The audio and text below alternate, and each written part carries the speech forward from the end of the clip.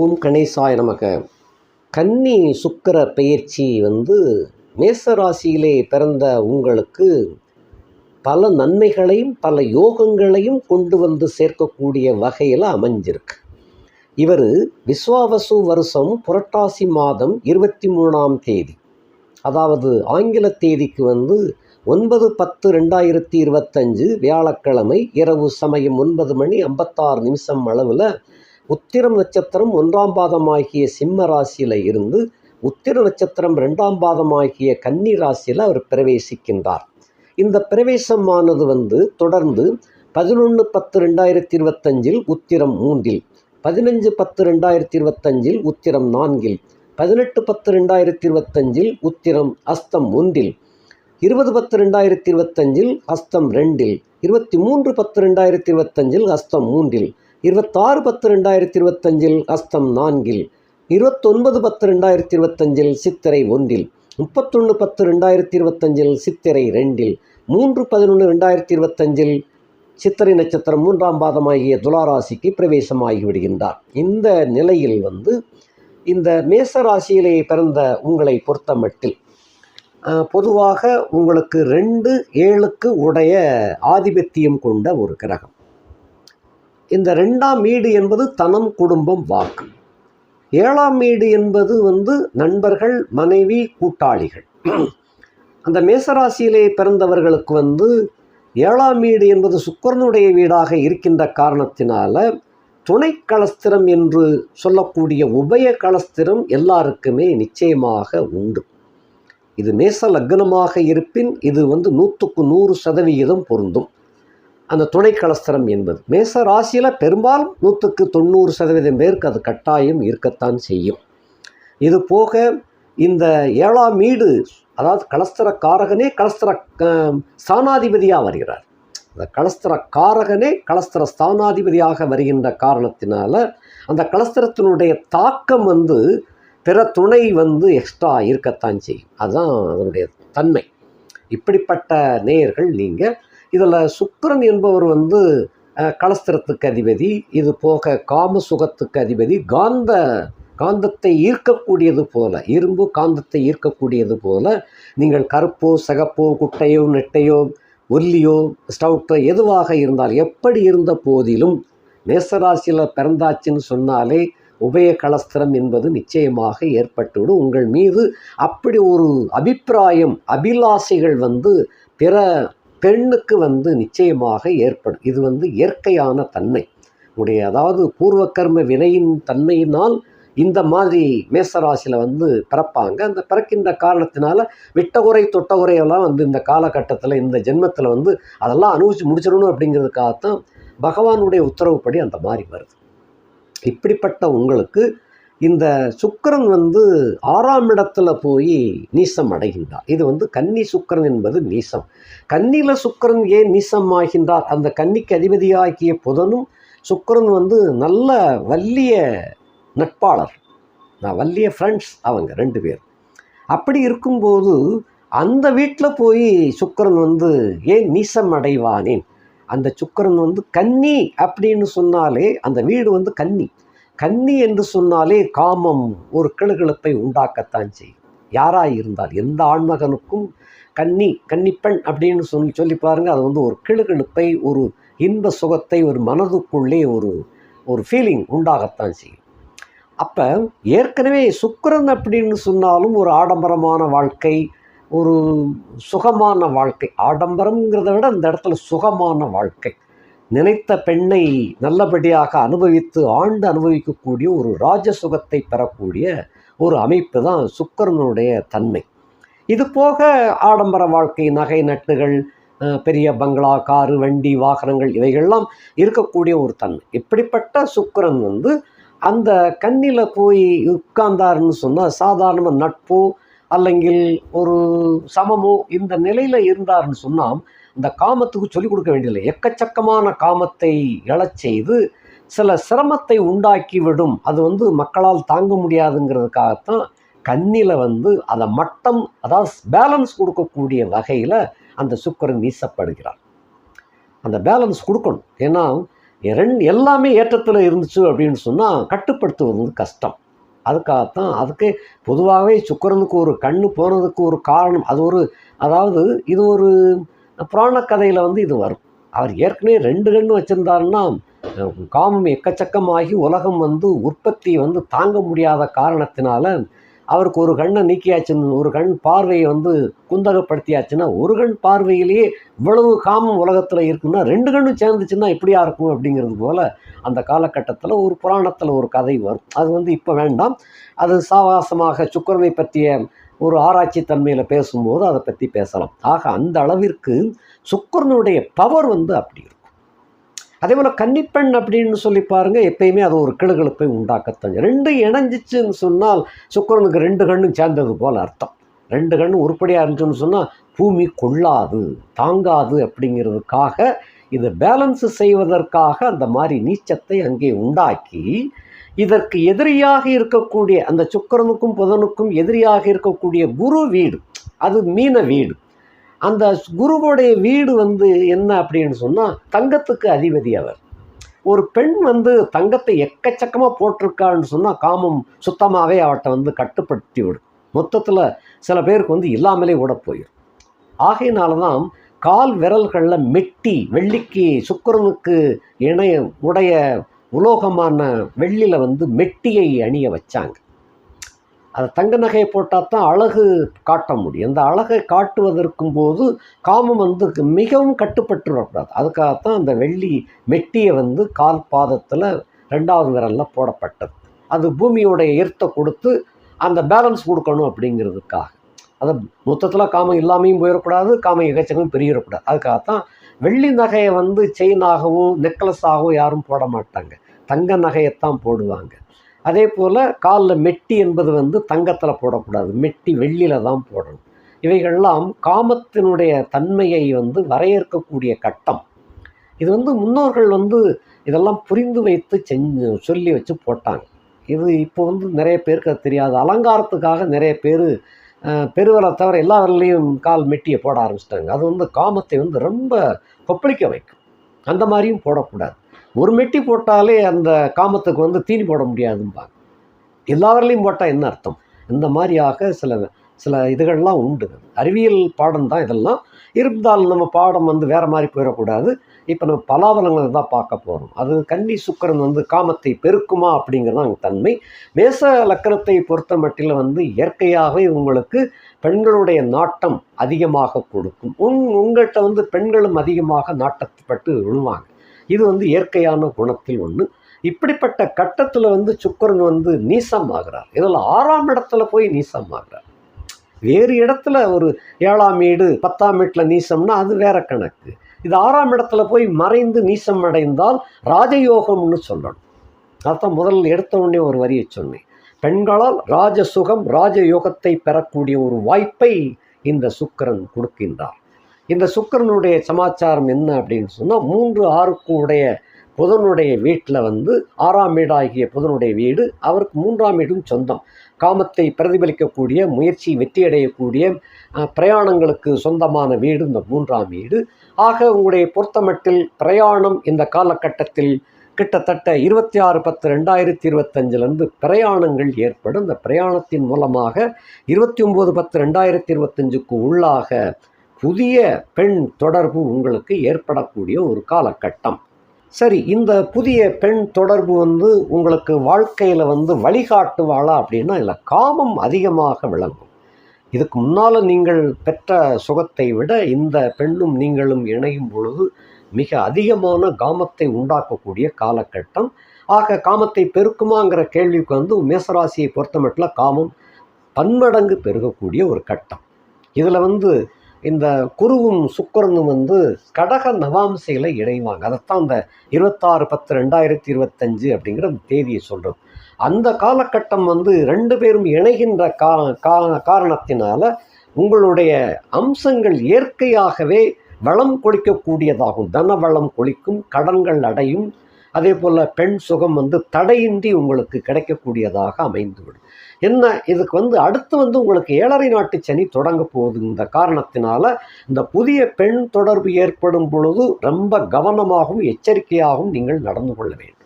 முடிந்தால் 3, 6, 8, 12 கூடையவர்கள் தசை நடந்தால் இவைகளை தவிர்ப்பதுவே ரொம்ப நல்லது. ஏனென்றால் இப்போ வந்து அது யோகமாக கொடுத்துரும். அது பின்ன வந்து வருகிற மார்ச் மாதத்துலேருந்து உங்களுக்கு 7.5 சனி ஆரம்பிக்கும்.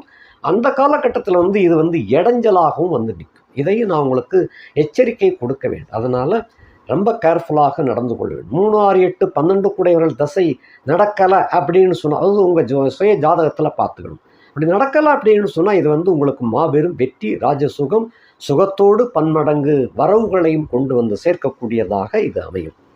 ஆக உங்களை பொறுத்தமட்டில், மேசராசியை பொறுத்தமட்டில் சுக்கிரன் நீசம் அடைவது, அதுவும் 6ஆம் இடத்தில் நீசம் அடைவது கடன் காட்சிகளை எல்லாம் முழுக்க அடைக்கக்கூடிய ஒரு காலகட்டம்.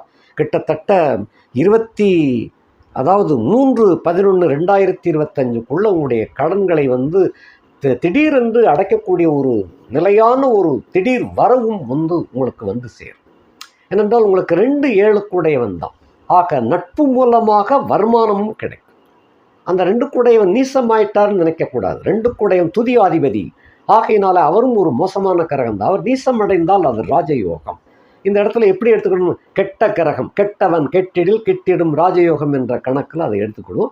ஆகையினால மேசத்தை பொறுத்த மட்டில் யாருக்கு யோகமோ இல்லையோ இந்த கன்னி சுக்கிரனால் மேசராசிக்காரர்கள் முழுமையான பலாபலன்களை அடையக்கூடிய ஒரு ராஜயோகத்தை உடைய ஒரு ராசி, ஒரு கட்டம். ஆகையினால இந்த சந்தர்ப்பம், அதாவது கிரகங்கள் சனி 3, 6, 11 இருந்தால் தான் யோகம்னு நினைக்கப்படாது. சில கிரகங்கள், மாசக்கிரகங்கள், நாள் கிரகங்கள் ஒரு சணத்தில் கூட அவங்களுக்கு திடீரென்று யோகத்தை கொண்டு வந்து சேர்த்துரும். அதாவது ஒருத்தனுக்கு லாட்டரியில் 1 கோடி விழுது அப்படின்னா தினசரி விழுந்தா தான் அவன் கோடீஸ்வரன் நினைக்கக்கூடாது.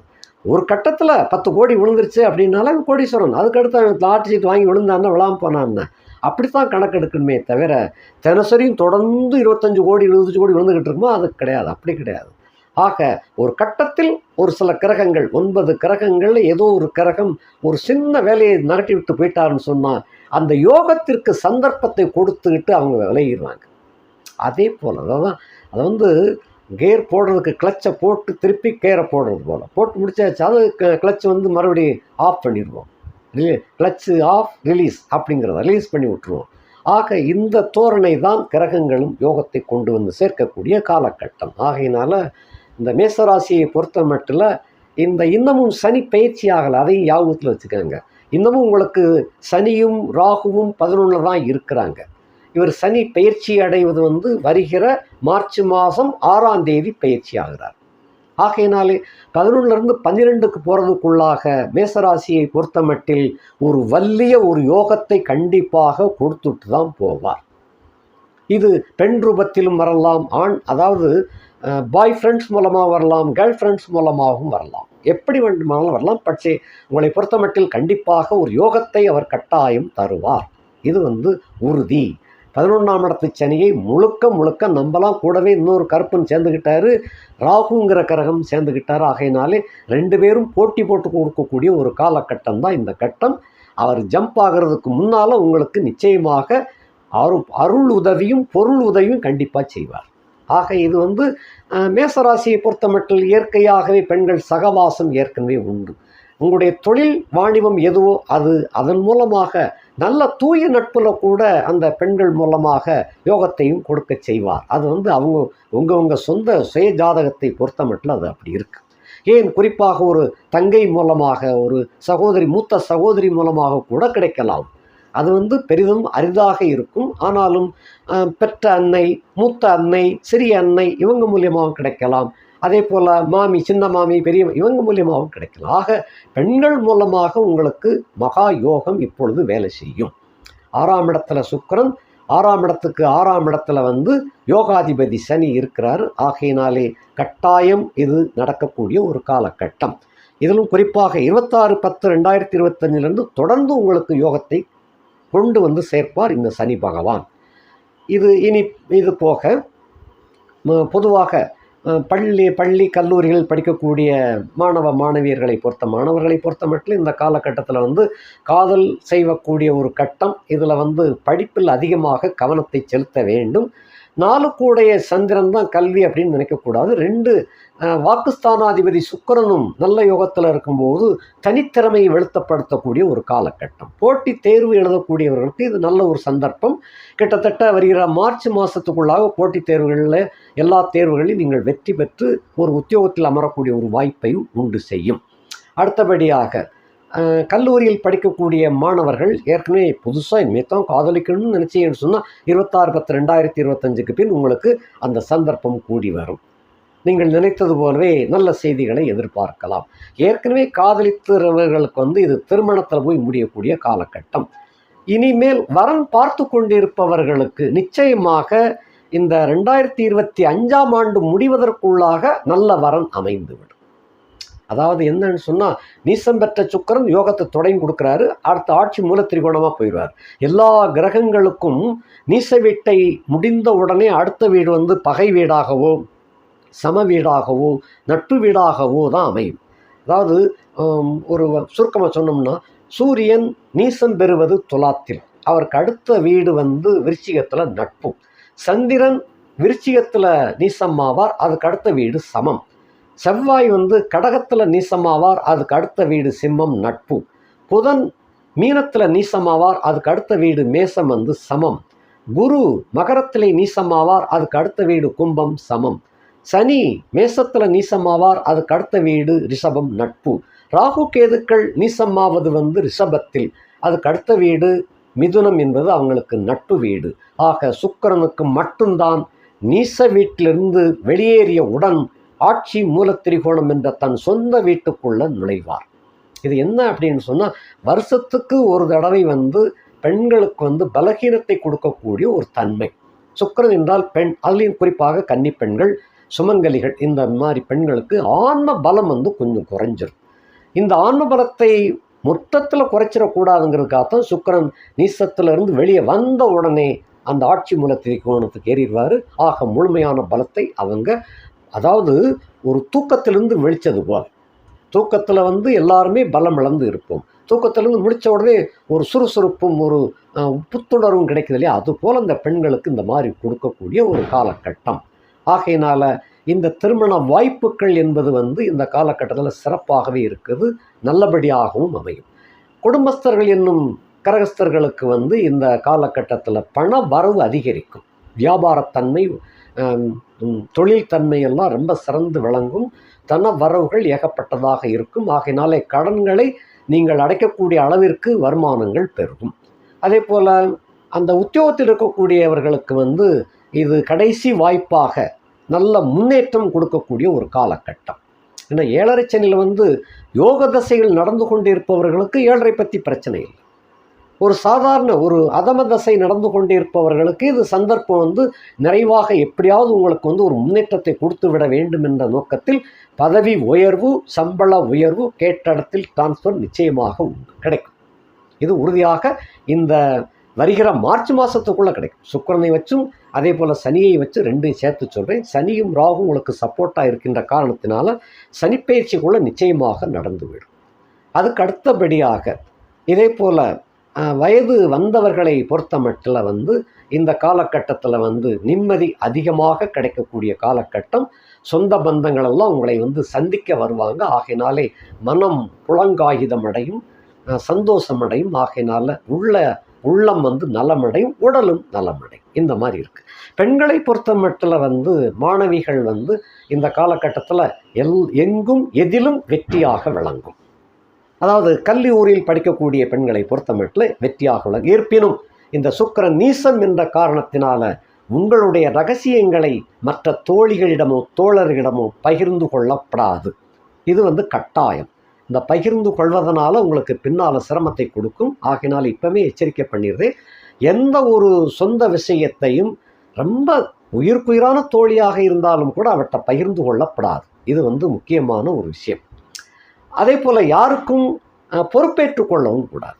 இந்த கல்லூரியில் படிக்கிறவங்க இதெல்லாம் ஒரு ஜஸ்ட் அப்படின்னு நினச்சி பொறுப்பேற்றுக்கிடுவீங்க. இதில் சில பேர் வந்து ஜாமீன் கையெழுத்தை போட்டுருவாங்க தோழிக்கு, அந்த மாதிரிலாம் போட்டுறாங்க. பணிபுரியும் பெண்களுக்கும் இதே தான் சொல்கிறேன். பணி உத்தியோகத்தில் இருக்கக்கூடிய பெண்களுக்கும் சக அலுவலர் வந்து ரொம்ப கஷ்டப்படுறாரு அப்படிங்கிறதுக்காக கையெழுத்து ஜாமீன் கையெழுத்து போடுறதோ இல்லை வாய்மொழியாக கூட சப்போர்ட் பண்ணக்கூடாது. முடிந்தால் உங்களுக்கு என்ன உதவ முடியுமோ அந்த உதவி வந்து சிறு உதவியாக செஞ்சுட்டு அதோடு முடிச்சிடணுமே தவிர பொறுப்பேற்றுக் கொள்வதோ ஜாமீன் கையெழுத்து போடுவதோ கட்டாயம் தவிர்க்கப்பட வேண்டும். உங்களுடைய குடும்ப விஷயங்களை வந்து யாரிடமும் பகிர்ந்து கொள்ளாமல் பார்த்து கொள்ளுங்கள். உங்களுடைய கணவனிடம் மட்டும் பகிர்ந்து கொள்ளலாம். இல்லைங்கில் உங்களுடைய பெத்த தாய் அல்லங்கில் மாமிட்ட பகிர்ந்து கொள்ளலாம். இந்த 3 பேரை தவிர்த்து வேற யார்ட்டையும் பகிர்ந்து கொள்ளப்படாது. பெற்ற தோப்பனார்ட்ட கூட பகிர்ந்து கொள்ள வேண்டாம். ஏனென்றால் உங்களுடைய அந்தரங்கமான சில விஷயங்களை ஒன்று உங்களுடைய கணவன், 2வது பட்சமாக கணவனுடைய தாய் அல்லங்கில் உங்களுடைய தாய், இவங்ககிட்ட விஷயத்தை கேட்டு தெரிஞ்சு கொள்ளணுமே தவிர மற்றவாழ்கிட்ட வந்து பகிர்ந்து கொள்ளவே வேண்டாம். இது வந்து பின்னால் உங்களுக்கு சின்ன சின்ன தொந்தரவுகளை கொடுக்குங்கிறதுனால முன்கூட்டியே சொல்கிறேன். இது வந்து பலகீனமான ஆன்ம பலகீனமான ஒரு காலகட்டம் ஆகும். மற்றபடி எல்லாமே உங்களுக்கு வந்து வெற்றியாக இருக்கும். குடும்பத்தில் உள்ள பெண்களை பொறுத்தமட்டில் நல்ல சந்தோஷம், குடும்பத்தில் வந்து நல்ல வரவுகள், தங்க நாணயங்கள்லாம் கிடைக்கக்கூடிய ஒரு காலகட்டம். தங்க இருக்கக்கூடிய விலையில் தங்க நாணயங்கள் கிடைக்குதுன்னா அதுவே ஒரு பேர் அதிர்ஷ்டம். அப்படிப்பட்ட யோகமெல்லாம் உங்களுக்கு வருது. ஆகையினால சின்ன சின்ன விஷயங்களில் மட்டும் ரொம்ப கவனமாக இருந்தீங்கன்னு சொன்னால் வாழ்க்கை வெற்றியாக விளங்கும். வயது வந்த பெண்கள், அதாவது 60 கடந்த பெண்களை பொறுத்தமட்டில் சொந்த பந்தங்கள் வந்து நிறைய உங்களுக்கு வரக்கூடிய வாய்ப்புகளை கொடுக்கும். அவர்கள் உங்களுடைய பழமையான நினைவுகளையும் நினைவு கூறுவார்கள். மலரும் நினைவுகளால் உங்களை அலங்கரிப்பார்கள். ஆகையினால் உங்கள்கிட்ட ஆசி வாங்க வரவும் நிறைய பேர் வருவாங்க. எல்லோருடனும் சந்தோஷமாக வாழக்கூடிய ஒரு ஆனந்தமயமான ஒரு காலகட்டம் இந்த பொழுது. இந்த கன்னி சுக்கிரனால் உங்களுக்கு மேசராசிக்காரர்கள் அத்தனை பேருக்கும் நல்ல வரவுகளும் நல்ல சுகங்களும் நல்ல யோகங்களும் அள்ளி கொடுக்கக்கூடிய சுக்கிரனாக விளங்குகின்றார். அனுபவிங்கள் ராஜயோகத்தை. நன்றி, வணக்கம்.